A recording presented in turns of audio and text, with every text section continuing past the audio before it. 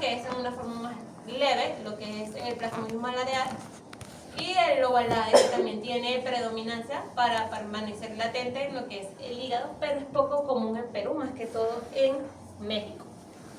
Sin embargo, ¿verdad? Acá podemos ver, para que ustedes puedan apreciar, lo que son los diferentes estadios del parásito como tal. Si se dan cuenta, acá en el trofozoitos, en lo que es falciparum, aquí vemos un trofozoito que se dan cuenta que no deforma lo que es el glóbulo rojo, ahí se le ve su membrana, acá igual. Sin embargo, el trofozoito en forma de anillo puede parasitar tres parásitos, un solo glóbulo rojo. Esa es una característica muy básica, muy primordial, lo que son para diagnóstico de lo que son los plasmodios. Sin embargo, el vivas sí deforma el glóbulo rojo, la membrana, y aquí se ve entonces que solamente es parasitado por un solo trofozoito y se dan cuenta que su halo es un poco más grueso a diferencia del falciparum y también se ve ahí su núcleo. Acá vemos entonces la deformación como tal del glóbulo rojo y si se dan cuenta todos sus estadios siempre van a deformar la membrana como tal del glóbulo. En malaria aquí se dan cuenta cómo se ve. Si se dan cuenta, el núcleo es un poco más pequeño a comparación con el halo es un poco más grueso.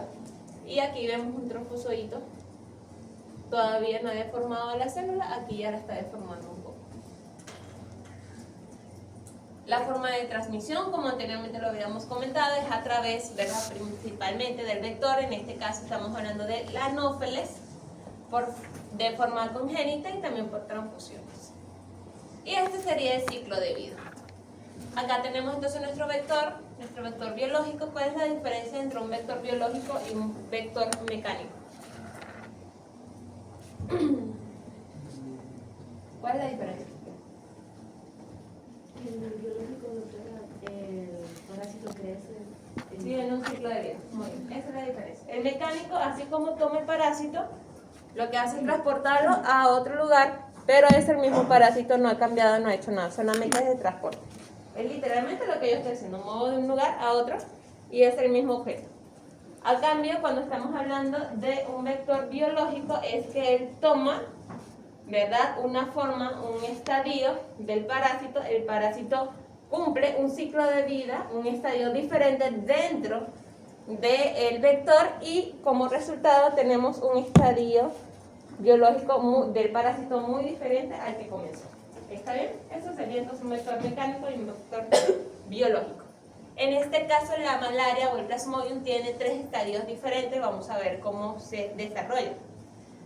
La forma infectante para el ser humano son los esporozoitos. ¿Ok? Si se les llega a preguntar, obviamente van a poder responder esa pregunta. Es bastante práctica, bastante fácil. La forma, ¿verdad?, de contaminación o infectante para el ser humano es el esporozoito, el cual es inoculado a través de las fosas bucales de lo que es el insecto anófeles. Estos viajan a través del torrente sanguíneo y llegan entonces al hígado. En el hígado, ¿verdad?, lo que van a hacer ellos es inocular, infectar lo que son las células hepáticas, los hepatocitos, y se van a reproducir allí formando entonces lo que son los esquizontes. Los esquizontes maduran, se multiplican, se convierten entonces en merozoitos. Aquí vemos cómo se rompe lo que es el hepatocito como tal, liberando los merozoitos al torrente sanguíneo. Además de esto, ¿verdad?, nosotros vamos a tener aquí destrucción de las células del hígado, los hepatocitos, pero también vamos a tener inflamación. Eso quiere decir que su paciente va a presentar, ¿qué va a presentar su paciente? Está, además de fiebre. Estamos hablando del hígado. ¿Cómo va a ser su hígado? En este caso vamos a tener una hepatomegalia, ¿está bien? Vamos a ver inflamación, vamos a tener una hepatomegalia bastante grande, bastante pronunciada, y obviamente también vamos a tener justamente por lo que son las rupturas y la inflamación de lo que son estas células hepáticas, ¿no? Acá tenemos los merozoitos, acá termina un ciclo, ¿verdad?, que pasa entonces de esquizonte, de esporozoito pasa a esquizonte y de esquizonte a merozoitos. Ya cuando llega al torrente sanguíneo, infecta, este es el segundo ciclo, a lo que son los glóbulos rojos. De los glóbulos rojos, ¿verdad?, que son infectados por los merozoitos, se convierte en trofozoitos, que es la forma anillada que anteriormente les habíamos comentado. Entonces vemos nuestros trofozoitos acá en forma de anillo. Si vemos 2 o 3 trofozoitos en un glóbulo rojo, significa que estamos en presencia de ¿qué especie? ¿De Plasmodium qué? Falciparum. Ajá. Si vemos más de 3 anillitos dentro de nuestros glóbulos rojos, serían no. Lo acaban de decir ahorita. Falciparum. Solamente cuando vemos uno, ¿verdad? Vamos a decir que es vivax. Vivax únicamente se va a ver así, una sola infección a través de un solo esporozoito. Cuando vemos 2, 3, 4 máximo, ¿verdad? Ya estamos hablando directamente de falciparum. Aquí, ¿verdad? Es otro trofozoito de una forma más madura. Y luego entonces pasa a ser un esquizonte. El esquizonte rompe lo que es la membrana del glóbulo rojo, liberando merozoitos, y este ciclo se repite. Cada cierto tiempo, ¿verdad? Estos merozoitos se van a diferenciar en gametocitos. Y esta es la forma infectante para el vector. El vector se va a infectar es con los gametocitos. En este caso es el único parásito que va a tener gametocitos masculinos y gametocitos femeninos, los cuales son ingeridos entonces por el insecto, y ya en el intestino entonces empiezan a evolucionar a sus diferentes estadios, liberando entonces lo que son los zooquistes. Los zooquistes pasan a ser esporozoitos, y estos esporozoitos vuelven otra vez a contaminar. ¿Está bien? Entonces, ¿cuál es la forma infectante para el ser humano? ¿Y para el insecto? Muy bien. Justamente la ruptura de estos glóbulos rojos va a causar que nuestro paciente presente diferentes tipos de síntomas, especialmente obviamente la fiebre, porque vamos a tener una respuesta inmune, ¿verdad? Respondiendo a lo que es infección. Vamos a tener dolor de cabeza, fatiga, obviamente también causada por lo que es la anemia. Vamos a tener vómito, diarrea, dolores en el cuerpo, transpiración y resfriado. En este caso, ¿verdad? Vamos a tener, además de la anemia, vamos a tener una ictericia. Obviamente tenemos un toque en el hígado, ¿verdad? Tenemos una afección en el hígado. Y también vamos a tener esplenomegalia por la destrucción, ¿verdad? La lisis de lo que son los glóbulos rojos, los cuales van a ser excretados, van a ser, por decirlo así, metabolizar lo que es el vaso como tal. Y secreta normal por la orina. En este caso, ¿verdad? Tenemos la gota gruesa, que serían los diagnósticos para la malaria, y esta es la forma tal como se va a proceder a realizar. Ustedes sí o sí van a mandar a hacer un hemograma para ver cómo está su paciente. Aprovechando que van a mandar a hacer un hemograma, envían a hacer también una gota gruesa. Solamente con 2 o 3 gotitas de sangre se coloca en una lámina, se desfibrila, se pasa a secar y luego entonces se tiñe y pasa a verse directamente en el microscopio. Y esto es lo que ustedes van a ver en el microscopio, eso es lo que están viendo ustedes ahorita en su práctica. Si ustedes ven esto en el microscopio, ¿qué piensan ustedes que es? A ver. Así, esta es la imagen que ustedes están viendo en el microscopio, de esta gota gruesa. ¿Qué creen ustedes que es? ¿Qué diagnóstico le darían ustedes? ¿Ah? Son glóbulos rojos. Ajá. Además de anemia, chicos, acá estamos de... ¿Para qué están haciendo la gota gruesa? Hay parásitos. Entonces, ¿qué van a identificar aquí que están viendo acá? Parásitos. ¿Y qué parásito están viendo? Plasmodium. ¿Qué plasmodium están viendo? ¿Por qué vivas?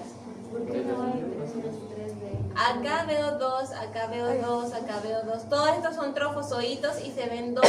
Este, por ejemplo, tiene 3 en uno solo. Este tiene 2, este tiene 2, este tiene 2. Este sería falciparum. Ajá, Plasmodium falciparum. Este sería el falciparum. Ok, y luego los procederíamos entonces a hacer lo que es una prueba de diagnóstico rápido y una prueba molecular en dado caso sea necesario. Pero ya con estas dos, ya con nosotros podemos empezar a dar tratamiento. Ahora el tratamiento va a variar mucho dependiendo de algunos ítems. En este caso estos serían los ítems, primeramente lo que es la gravedad de la enfermedad, o sea en qué estadio se encuentra el paciente. Lo otro que tendremos que tener en cuenta sería lo que son las especies infecciosas de Plasmodium, como habíamos dicho anteriormente, falciparum tiene resistencia a algunos antibióticos. Sería interesante prestar atención en lo que son estas especies. Los patrones de resistencia conocidos en la área de adquisición, ya que en África, como es una enfermedad prácticamente endémica y constantemente se ve, hay algunos cuerpos y hay algunos, en este caso, parásitos que ya presentan una resistencia mucho mayor a las que apenas nosotros estamos presentando, o los parásitos de hemoparásitos de acá de América están empezando a presentar. La eficacia y los efectos adversos de los medicamentos disponibles. ¿Por qué la eficacia y los efectos adversos? Porque estos medicamentos todos, de una u otra forma, son hepatotóxicos. Entonces recuérdense que ya nuestro paciente, ¿verdad?, tiene la malaria, ya tiene afectado entonces su hígado a causa de los esquizontes y su proceso, su ciclo de vida. Entonces nosotros tenemos que evaluar realmente cómo se encuentra nuestro paciente para poder determinar qué tipo de tratamiento le vamos a dar. En este caso dice claramente acá que la mefloquina es el último recurso que podemos dar, porque los efectos secundarios adversos son más elevados. Mientras que el artesunato se puede dar solamente en síntomas graves, ¿verdad? Y las primeras 24 horas. Luego de estas primeras 24 horas pasamos entonces a una terapia combinada para evitar justamente terminar de dañar el hígado, ¿no?, de nuestro paciente. Ahora vamos a hablar del mal de Chagas. En este caso, esto es una enfermedad o es un parásito que no va a afectar a lo que son nuestros glóbulos rojos, sino a nuestros glóbulos blancos, a lo que son nuestros macrófagos. Acá tenemos, ¿verdad? Es causado obviamente por el Trypanosoma cruzi. Acá tenemos el vector natural, el vector biológico, ¿verdad? Que estaríamos hablando entonces del triatoma. Y esto sería entonces la prevalencia o los casos que se han determinado durante este 2025, que han sido bastante pocos para lo que fue el 2023 y los años anteriores. Y esto se debe a lo que son las campañas para control de este tipo de plagas o de enfermedad. En este caso sería del vector. Esa es la única forma como lo que son los gobiernos, el gobierno regional, ¿verdad?, de cada departamento puede regular estos tipos de enfermedades a través del vector. A través del vector y obviamente también realizando los exámenes pertinentes a la población dependiendo de los síntomas. En este caso, ¿verdad?, si se dan cuenta, los casos se han reportado mayormente en Arequipa. Acá está Arequipa, en lo que es Ayacucho, Cayali, Cajamarca, Amazonas, Moquegua, Loreto y Cusco. La forma de transmisión, acá está nuestro vector, que sería el triatoma, la forma congénita de transfusiones y la vía oral. Este es el único hemoparásito que van a ver que puede transmitirse a través de la vía oral. Ya más adelante vamos a ver el porqué. Antes de empezar con el ciclo de vida, es importante que ustedes puedan determinar los diferentes tipos de forma o estadios de este parásito. En este caso vamos a empezar primeramente por la mastigota, que es la forma reproductiva dentro del cuerpo del ser humano, dentro del mamífero como tal. Si se dan cuenta, es una forma redonda, ovalada, y tiene un núcleo bastante marcado, y el cinetoplasto, ¿verdad?, en forma de bastoncillo, está muy cerca del núcleo también. Sin embargo, la forma epimastigota, ¿verdad?, si se dan cuenta también es una forma un poco más alargada, parecida a la tripomastigota, solamente que tiene un flagelo del lado anterior y del lado posterior vamos a encontrar el núcleo.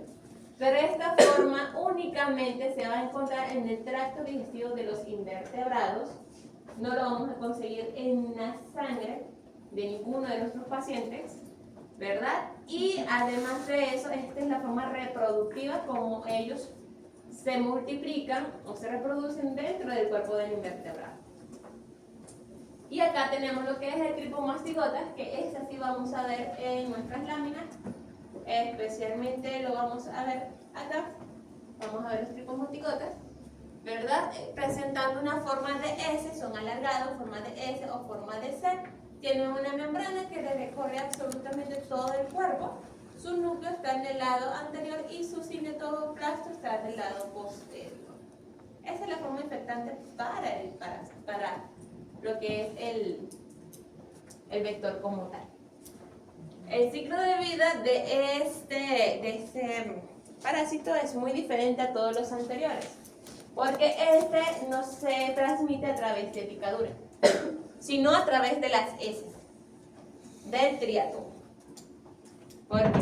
Porque lo que hace el triatoma es alimentarse, pero mientras él se alimenta, ¿verdad? Él abre un hueco en la piel y él se alimenta, pero ahí cuando se está alimentando, él también está defecando. Mientras come, él defeca. Entonces lo que hace es abrir un huequito o perfora la piel, ¿verdad? Él va defecando y él se va porque ya se alimentó. Sin embargo, en nosotros queda entonces ese líquido, ¿verdad? De sus defecaciones, que cuando ustedes se rascan, obviamente como ya tienen una abertura, ustedes mismos prácticamente contaminan esa picadura y por allí justamente es por donde entra el parásito.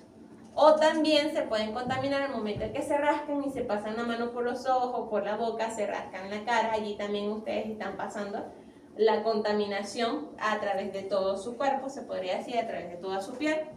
Otra forma también de contaminarse es a través de los alimentos, porque obviamente estos animalitos siempre se la pasan posándose en algunos alimentos y si no se lavan los alimentos, ustedes al momento de consumirlos también se pueden contaminar.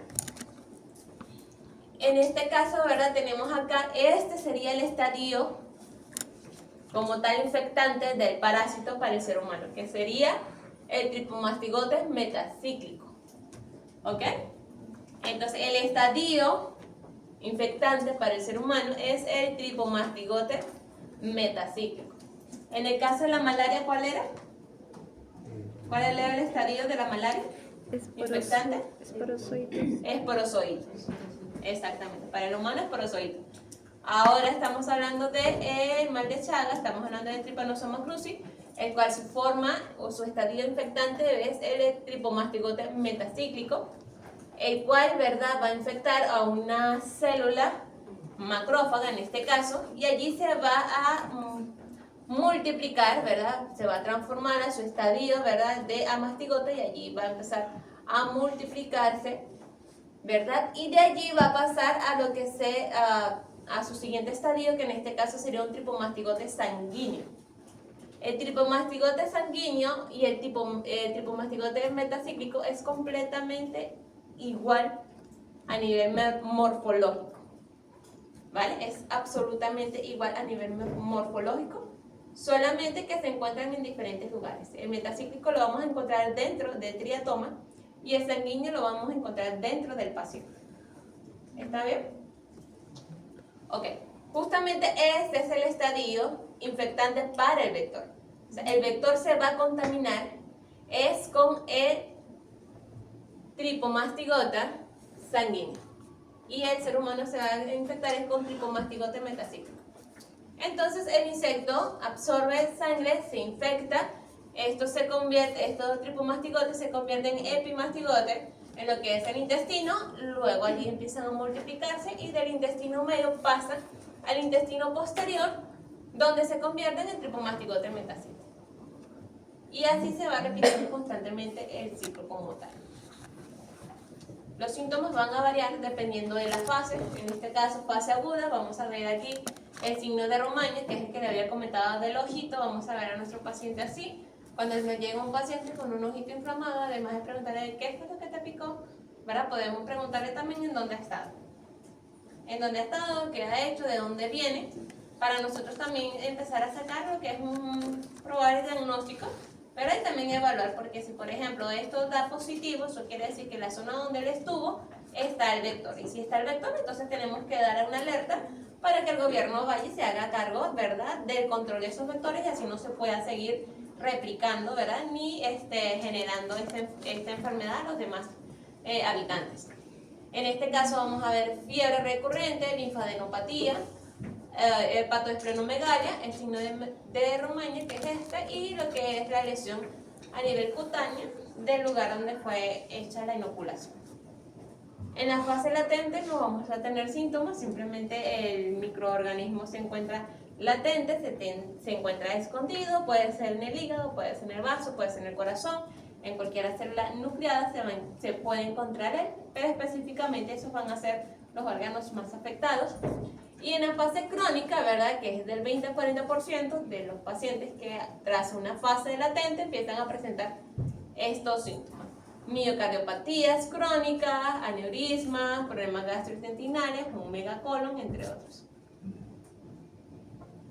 Y esto sería como tal el tratamiento. Lo primero que vamos a hacer nosotros, ¿verdad? Es el diagnóstico a través de un frotis, que también van a ver allí todos los estadios de lo que es el Trypanosoma cruzi, y además de eso también tenemos pruebas de ELISA y PCR. Este sería el tratamiento. Si se dan cuenta, los tratamientos son bastante prolongados, 60 a 90 días, dependiendo de la edad y también del medicamento que se les vaya a dar. Y pasamos ahora con la leishmaniasis. La leishmaniasis es una enfermedad causada, ¿verdad?, por lo que es la leishmania. Sin embargo, el hemoparásito leishmania, sin embargo, es transmitido a través de un vector llamado luxosomilla, y acá en Perú es conocido la leishmaniasis cutánea como la U. Predominantemente en zonas húmedas y selváticas, ya que obviamente, si se dan cuenta, también es un díptero. Eso quiere decir que lo que hace es no solamente el hematófago, como en este caso es la hembra, sino que especialmente, ¿verdad?, habita en lugares donde se presenta constantemente lluvia, también hay charcos, reservorios de agua, allí donde vemos mayor predominancia. Y se ha reportado más que todo en la región de Cusco, Madre de Dios, Ucayali, San Martín, Ancash, Libertad, Cajamarca y acá en Lima.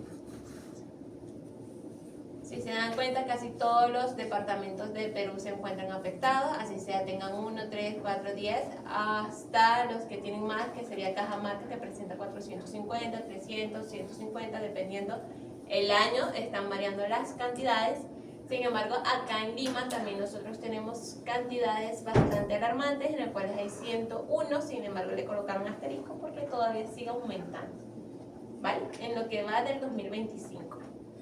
Acá están todos los casos y acá se ven también algunos de distritos que fueron los más afectados. En este caso estamos hablando de Ferreñafe, de Chiclayo, Motupe, entre otros.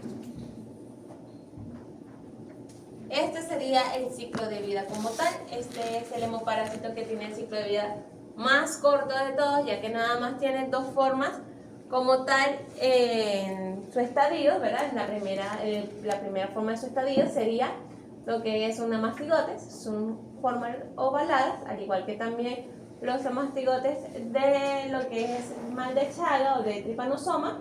Tiene un núcleo central, un cinetonúcleo claramente definido y no tiene flagelo.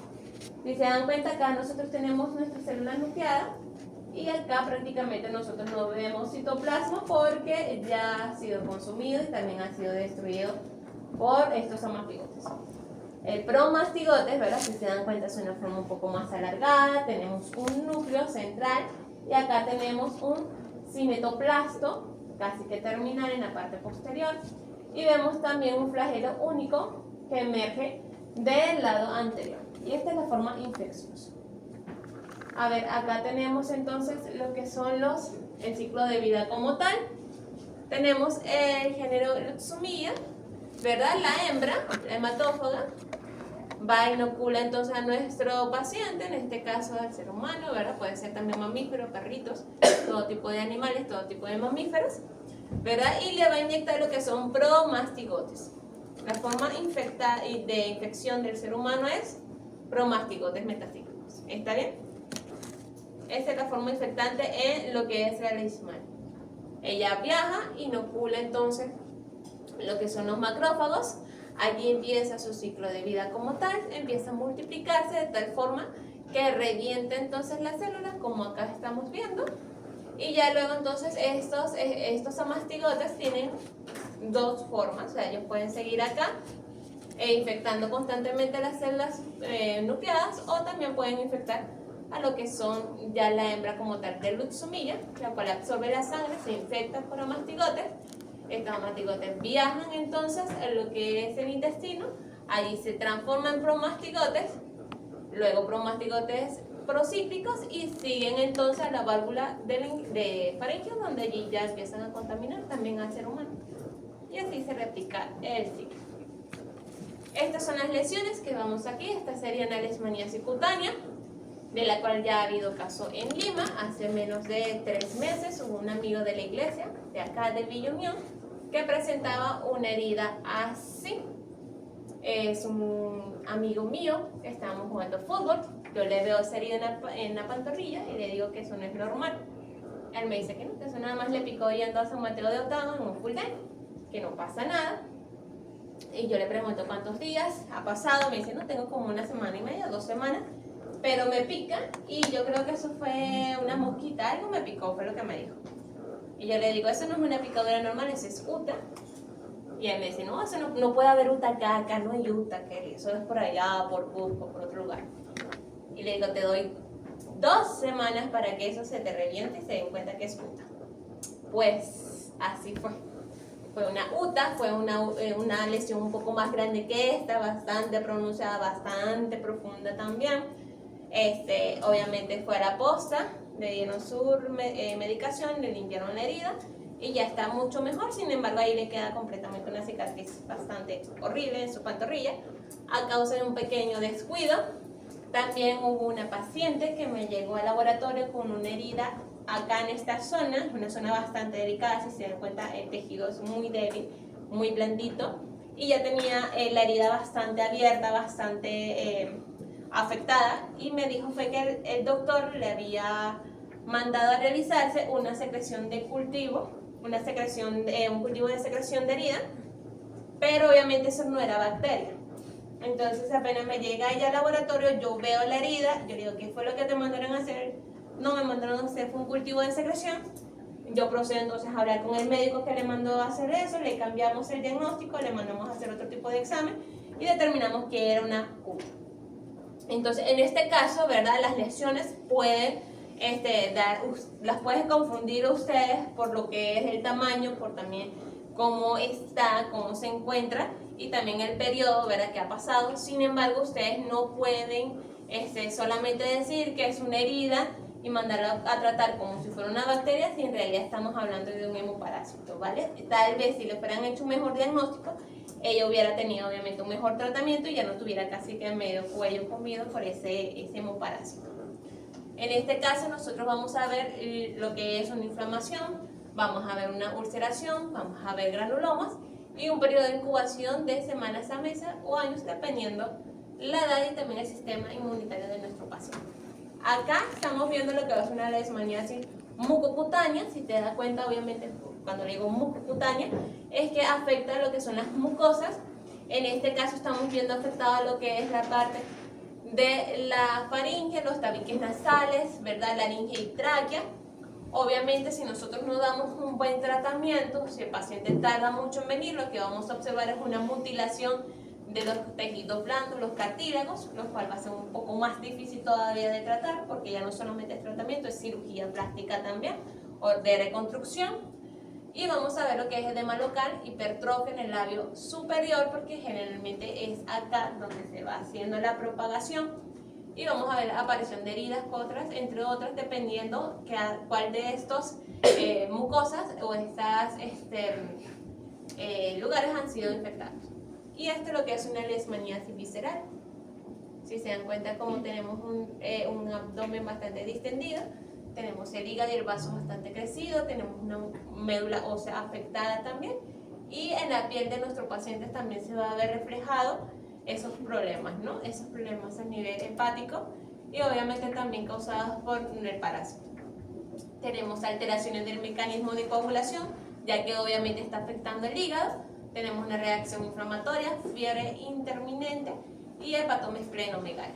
Además que microhemorragias también, por los mismos factores de coagulación que no están siendo completamente elaborados de la mejor forma en lo que es el hígado, ya que se encuentra afectado. Y acá también lo que tenemos es la leishmania cutánea y la mucocutánea, ambos, ¿verdad? Se pueden diagnosticar a través de un extendido, en este caso un frotí directo, a través de biopsia, cultivos también, PCR. A cambio, lo que es la leishmania visceral, obviamente no podemos hacer ningún extendido, lo que podemos hacer es una biopsia, ¿verdad? Ensayos de inmunoenzimáticos y también inmunofluorescencia indirecta, prueba serológica, todo lo que tenga que ver con anticuerpos y antígenos es la única forma de que podamos detectar. Y acá tenemos lo que son los tratamientos, ¿verdad? Que va a variar también dependiendo de los síntomas de mi paciente, dependiendo de la edad de mi paciente y dependiendo también lo que es el crecimiento de esa herida. En este caso, ¿verdad? Sí o sí es una alternativa por resistencia o también para control y cuidado, ¿verdad? El fluconazol y el intraconazol para evitar lo que son infecciones cruzadas o una infección a través de algún tipo de hongo que sea oportunista. Y en realidad eso es lo que van a ver en esta mesa, en la práctica de hoy van a ver todo lo que van a ser vectores como tal de los 3 tipos de hemoparásitos, y en las demás mesas vamos a ver los diferentes estadios. Y eso sería todo, chicos.